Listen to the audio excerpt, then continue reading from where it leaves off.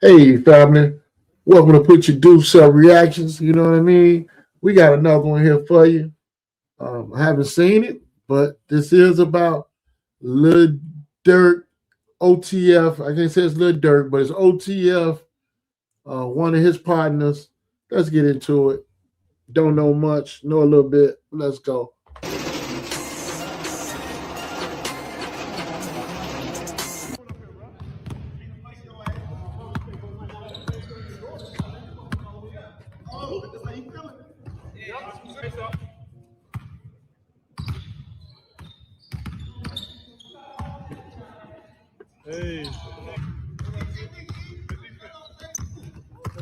Durk hoop a little bit. Durk hoop a little bit.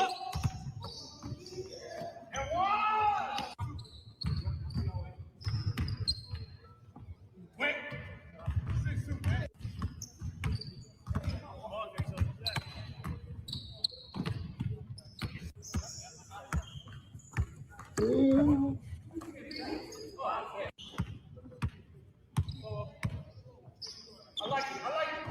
okay, okay. All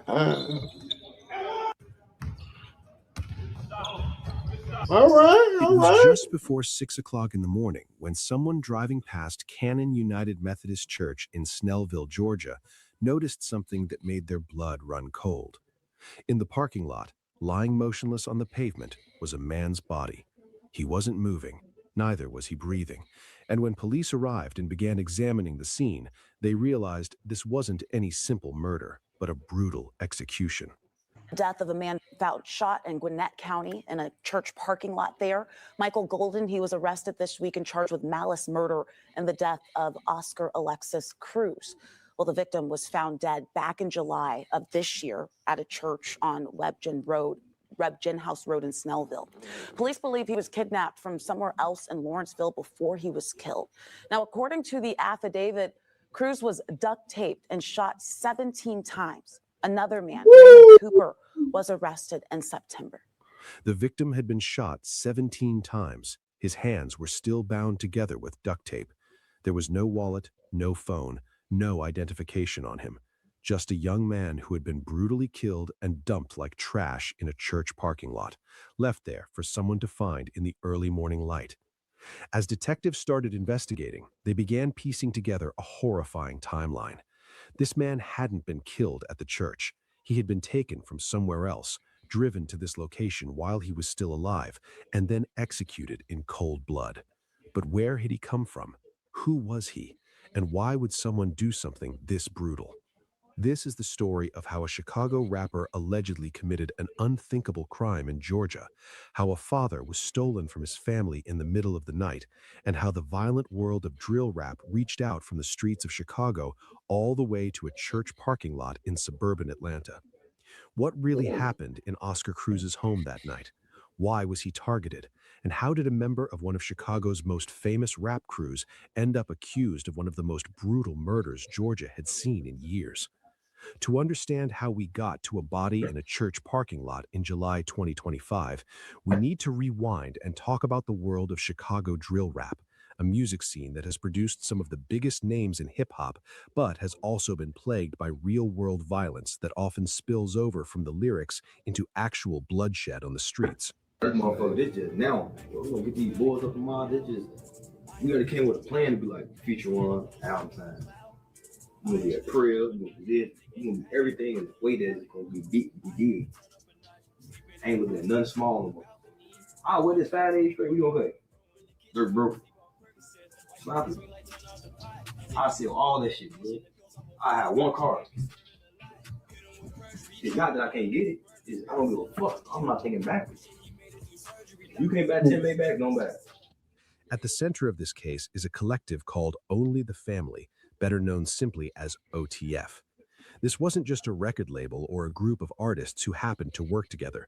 OTF was a tight-knit crew with deep roots in Chicago's South Side, and at its head was one of the city's most successful and controversial rappers, Lil Durk. Lil Durk, whose real name is Durk Derek Banks, had risen from the dangerous streets of Chicago to become one of the biggest names in modern hip-hop. He had chart-topping albums, millions of fans worldwide, and a Grammy nomination. But despite all his success and fame, Durk never fully left behind the street life that had shaped him. Members of the OTF never considered it a business venture. To them, it was a family, a crew, and, according to federal prosecutors, potentially a criminal organization. Within the OTF collective was a rapper who went by the stage name OTF Boona, though his real name was Michael Golden.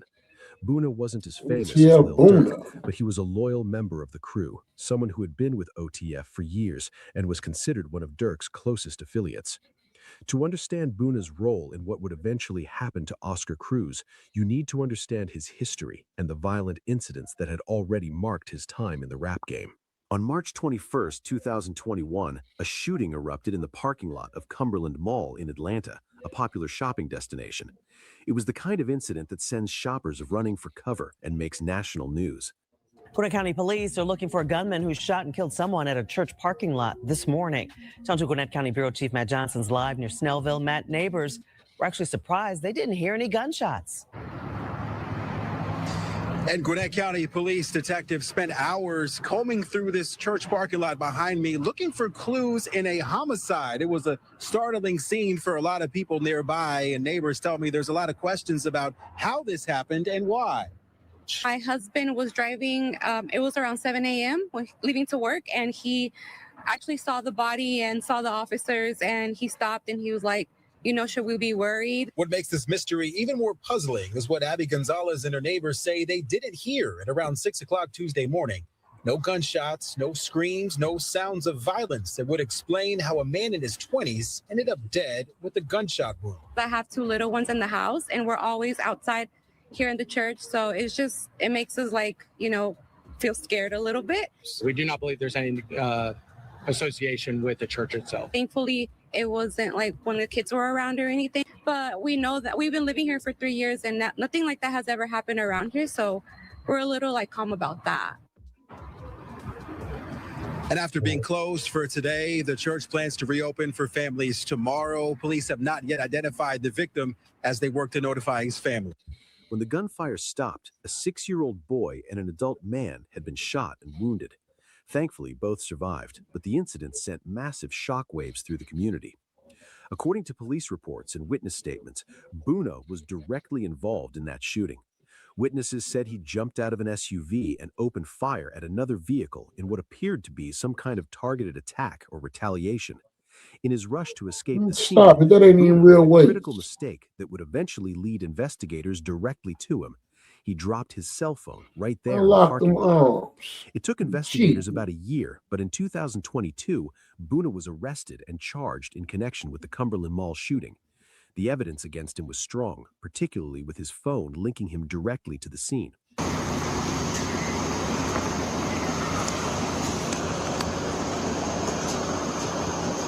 Just block off the road right now.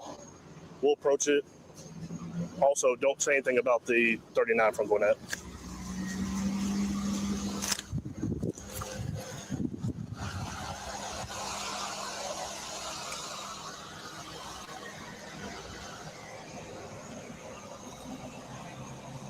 Hey, roll your window down.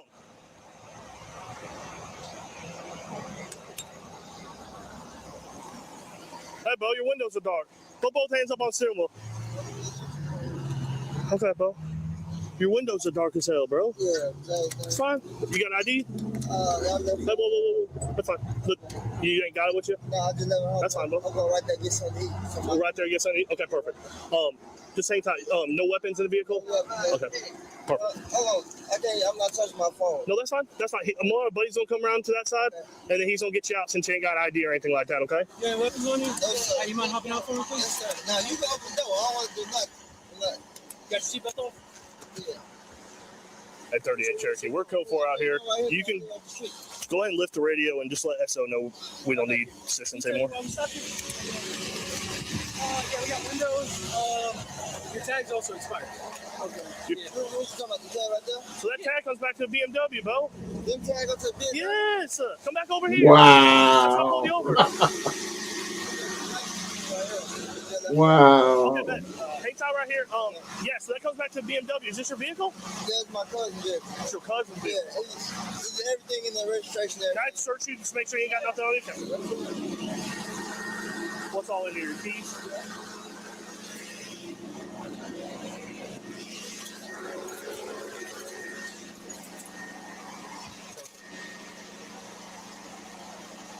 Is that a helicopter out here? Can you hang out with him? Thank you. Did he tell you a little bit of it? Yeah, I saw a couple of y'all zipping around, and they came out earlier, so there was a homicide with that, and supposedly he's maybe a part of it. But it comes back to a different tag. It comes back to BMW and all this. Oh, wow. I thought he was a little kid stuff, so I was trying to get you guys here.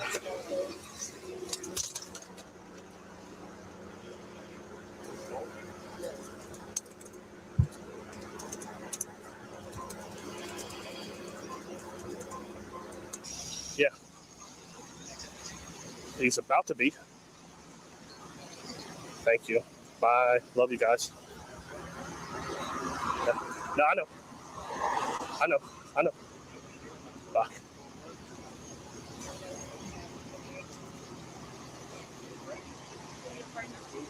So you saying it's your cousin's? Yes. Okay. He got everything in the glove department. You can see everything. Can I go in there and look? Yes, sir. Okay, Everything in the glove department. They didn't pull you over for no plate. They pulled you over for a party.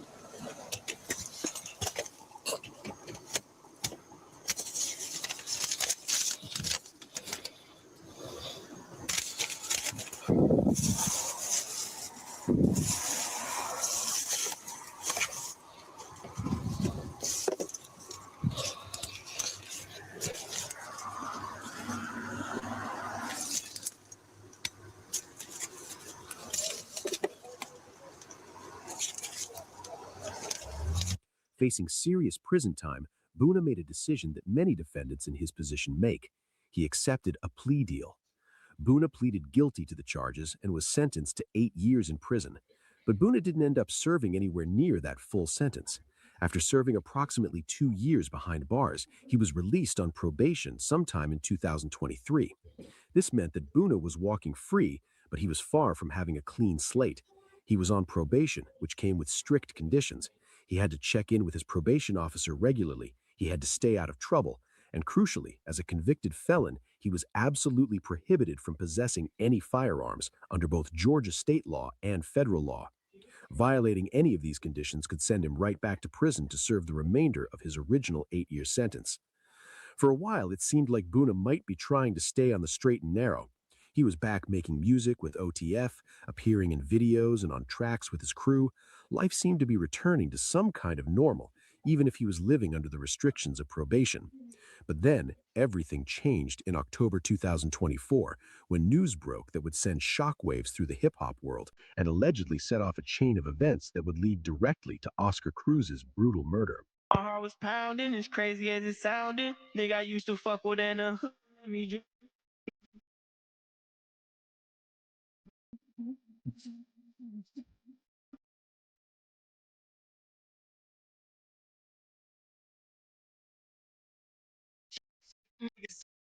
Big fix every day, just check my browser. Bitches high as niggas nowadays, they fuck for hours now. The hoes that come outside back in the day, they fuck for thousands now. First they want the weed, then the lean, they want the powder now. I'ma shoot them, then I kill them dead, any child of mine.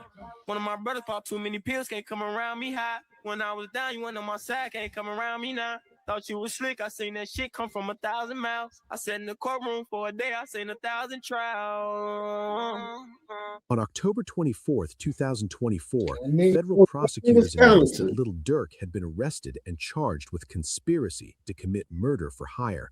The charges were incredibly serious and depicted Durk allegedly using his wealth and influence to order a hit on someone he considered an enemy.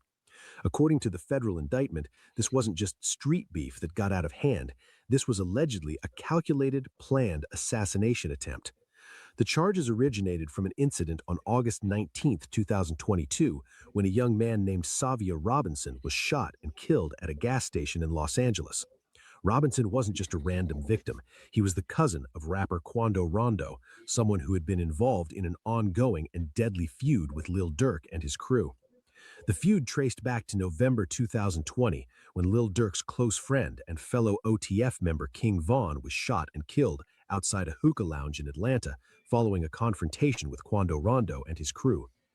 Shit like this, crazy shit like this goes to show you, like you just said, you never knew I lived in Atlanta. If you being brutally honest, I'm honest. That's crazy because sometimes people come up with their opinion on you because of a lot of unanswered questions.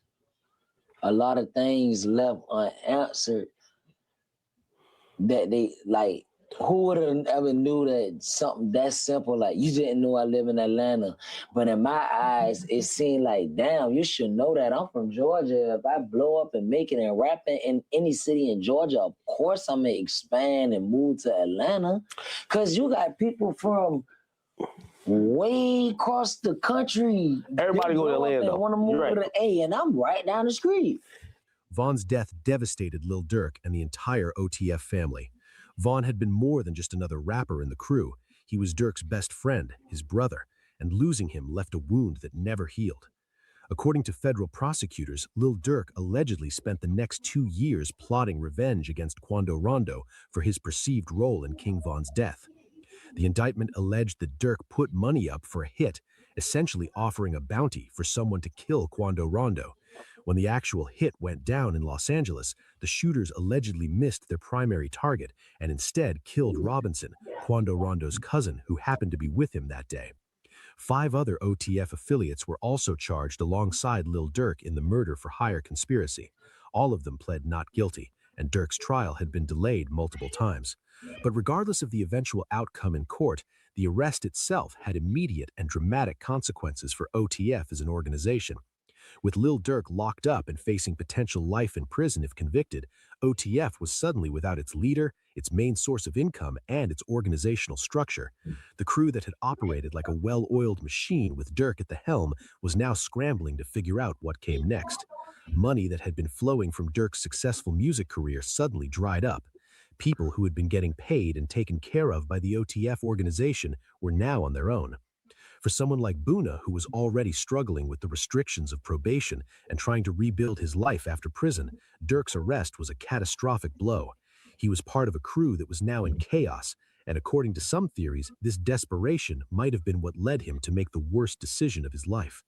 I play my game. I just sit back, watch, like what was going on.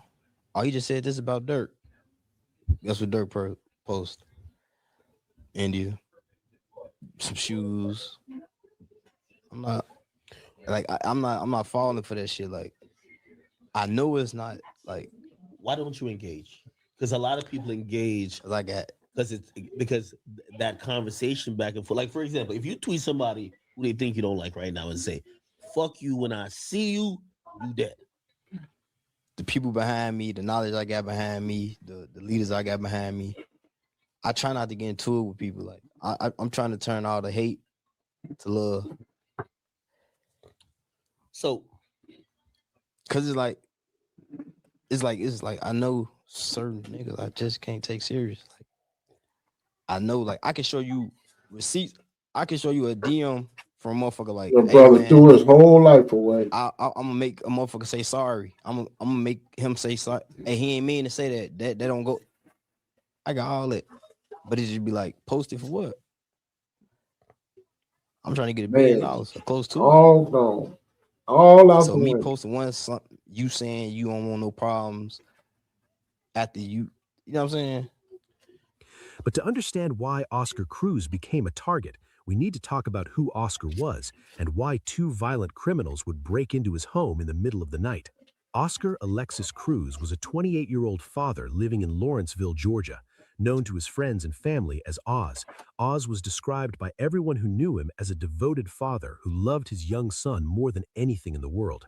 He was the kind of dad who lit up when talking about his kid, who made sure to be present and involved despite whatever challenges life threw at him.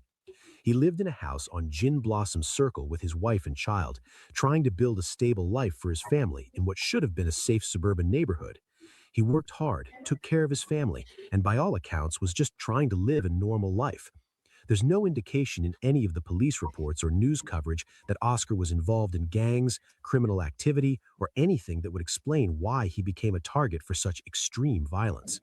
Today, we're getting new insight on a brutal murder that police say began well before they discovered the victim's body at a church parking lot.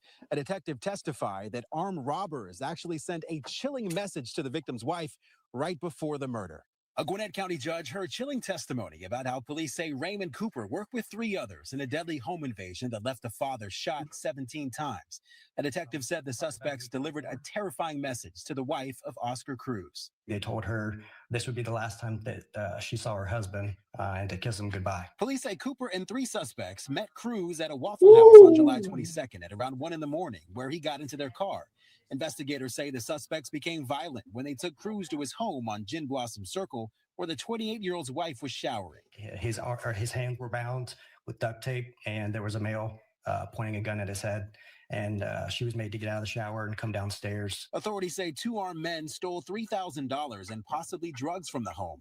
Police arrested 26-year-old Javon Wilson last week in connection with the murder. Investigators tracked a Charger to Webb Gin House Road using cameras, where Cruz was found dead in a church parking lot the same day. Oscar Cruz was going to either sell drugs to the individual or get paid back for some drugs he fronted them prior. But Cooper's defense attorney challenged the prosecution's case. Evidence as far as Raymond Cooper holding one of those guns, we don't have that this time. In the end, the judge found probable cause on all charges and bound the case over to Superior Court. But on the night of July 22nd, 2025, around 1 o'clock in the morning, Oscar's normal life was about to be shattered in the most horrifying way possible. According to police reports and witness statements, 2 men forced their way into Oscar's home. They were armed with guns, and they meant business. Oscar and his wife were confronted by these intruders in their own home, the place where they should have felt safest. The terror they must have felt in those moments is unimaginable. The men weren't there for a random robbery. They seemed to know exactly what they wanted. They bound Oscar's hands together with duct tape, restraining him so he couldn't fight back or escape. They ransacked the house looking for valuables and ended up stealing $3,000 in cash. But the money wasn't enough. They had bigger plans, darker intentions. In what might be the most terrifying detail of the entire case, the intruders forced Oscar's wife to kiss him goodbye. Think about that for a moment. They made... Did I just hear that right? Did I just hear that right? They told that man's wife to kiss him goodbye? What is going on in this world? Huh? That's different. That is totally different. They told this man to kiss his wife. Wow. Her say farewell to her husband, fully aware that they were about to take him away and she would never see him alive again. It was a moment of pure cruelty, forcing this woman to participate in what was essentially her husband's final moments at home. Then they dragged Oscar out of his house at gunpoint, forced him into a vehicle, and drove away into the night while his wife was left behind, terrified and helpless, knowing that something terrible was about to happen to the man she loved. The drive from Oscar's home in Lawrenceville to Cannon Unit Methodist Church in Snellville is only about 15 minutes. For Oscar, bound and helpless in that vehicle with 2 armed men, those 15 minutes must have felt like an eternity. Did he beg for his life? Did he try to reason with them? Did he think about his wife and son and wonder if he'd ever see them again? When they arrived at the church parking lot on Webb Gin House Road, the men pulled Oscar out of the vehicle. His hands were still bound with duct tape. He was defenseless. And then, in that empty parking lot in the pre-dawn darkness, they executed him. Oscar Alexis Cruz was shot 17 times. 17 bullets tore through his body in what can only be described as for $3,000, kind of excessive violence that suggests rage, panic, or a desire to make absolutely certain the victim would not survive. When the shooting stopped, Oscar lay dead in that church parking lot, his hands still bound, his life stolen for $3,000 and whatever other motives his killers had. New developments. Channel 2 Action News found out what police say led to a violent home invasion before an officer found a man's body at a Gwinnett County church parking lot. The victim has been identified as Oscar Alexis Cruz. Gwinnett County Police say someone came across the 28-year-old's body yesterday at Cannon United Methodist Church right on Webb Gin House Road. Authorities have not said if they have any suspects, but police did tell us that they believe this was an isolated incident. The suspects left his body there and drove away. Hours later, around 6 in the morning, a passerby spotted Oscar's body and called 911. When police and paramedics arrived, there was nothing they could do. Oscar had been dead for hours. An autopsy would later confirm that he died from multiple gunshot wounds. The Gwinnett County Police Department immediately launched a homicide investigation. Detectives began piecing together the timeline, collecting evidence and following leads. They reviewed surveillance footage from Oscar's neighborhood, tracked the movements of suspicious vehicles, and interviewed witnesses. What they discovered led them to two suspects. One was Raymond Cooper, a 34-year-old man with a criminal history. The other was Michael Golden, known to the rap world as OTF Boona, the same man who had shot up Cumberland Mall 4 years earlier. Raymond Cooper was arrested first on September 5th, 2025, about 6 weeks after Oscar's murder. Death of a man found shot in Gwinnett County in a church parking lot there. Michael Golden, he was arrested this week and charged with malice murder and the death of Oscar Alexis Cruz. Well, the victim was found dead back in July of this year at a church on Webb Gin House Road in Snellville. Police believe he was kidnapped from somewhere else in Lawrenceville before he was killed. Now, according to the affidavit, Cruz was duct taped and shot 17 times. Another man, Raymond Cooper, was arrested in September. Cooper was charged with a lengthy list of serious felonies, including malice murder, felony murder, kidnapping, aggravated assault, aggravated battery, first-degree home invasion, armed robbery, false imprisonment, possession of a firearm during the commission of a felony, and being a felon in possession of a firearm. In November 2025, OTF Boona was arrested whilst driving and charged with the same extensive list of crimes as Cooper. For Boona, these charges represented a catastrophic fall. Not only was he facing murder charges, but he had also violated his probation from the Cumberland Mall case by possessing a firearm and committing new crimes. The charges against both men were devastating. Malice murder in Georgia carries a mandatory sentence of life in prison. Felony murder also carries a life sentence. When you add in all the other charges related to the kidnapping, home invasion, and weapons offenses, both Cooper and Boona were looking at spending the rest of their lives behind bars if convicted. Both men were denied bail and have been held in Gwinnett County Jail since their arrests. As of January 2026, their cases are still pending in Gwinnett County Superior Court. The question that everyone has been asking is, why? Why did OTF Boona and Raymond Cooper target Oscar Cruz? Official police reports describe Oscar's murder as a targeted home invasion robbery, but true crime channels have speculated about other possible motives, particularly given Boona's connection to OTF and the timing, coming less than a year after Lil Durk's arrest disrupted the organization. The money gone. However, these theories are just speculation. There's no evidence in official reports that directly connects Oscar Cruz to the rap world or gang activity. The most likely explanation is that this was a robbery that escalated into murder, possibly because the suspects panicked about being identified. What we do know for certain is that Oscar Cruz didn't deserve what happened to him. He was a father, a husband, a person with dreams, and people who loved him. His young son will now grow up without a father. His wife will carry the trauma of that night for the rest of her life. After Oscar's death, his family created a GoFundMe campaign to help cover funeral costs. The outpouring of support was overwhelming, with donations exceeding $10,000.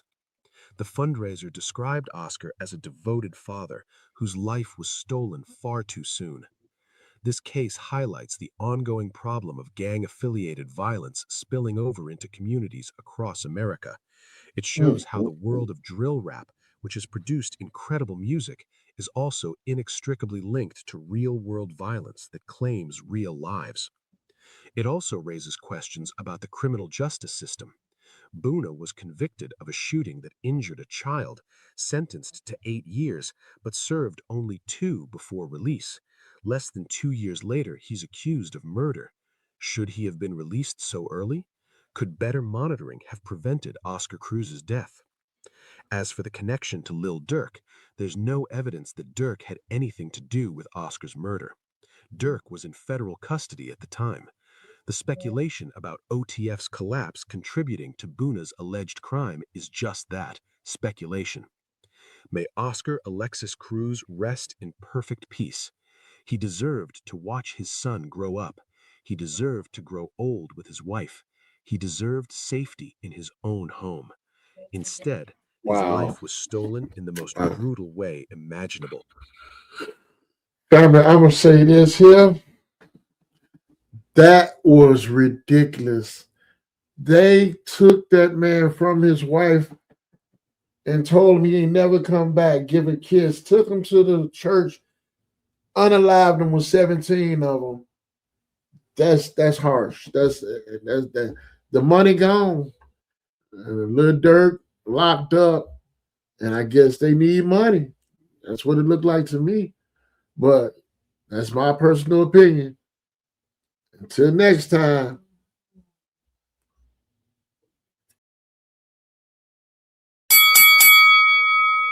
Say no, crack kids. Yeah, yeah, yeah, yeah.